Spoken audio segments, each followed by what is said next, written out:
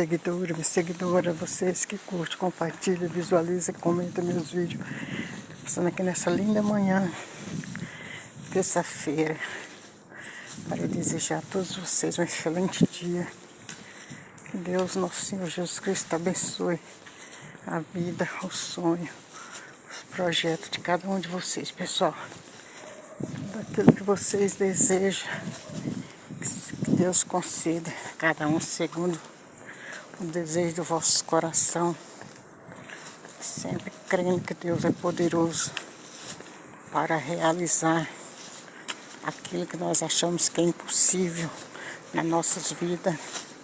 Para Deus é possível, é só crer, confiar, acreditar. Que a palavra de Deus diz, né?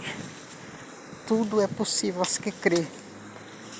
Sem fé é impossível agradar a Deus. Então vamos ter fé, vamos crer, vamos confiar que Ele é o único que pode mudar nossa história. Só Deus, mais ninguém, né, gente? Então é isso, pessoal. Saindo aqui um pouquinho, né? Pegar um solzinho, né, gente? Que sol é vitamina D. Não precisa tomar sol aí. Solzinho suave.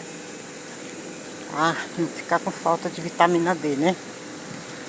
Porque o sol é o que repõe a vitamina D do nosso organismo. É isso, gente. Vamos que vamos. Com Deus sempre no controle, tudo dará certo. É isso. Beijo no coração.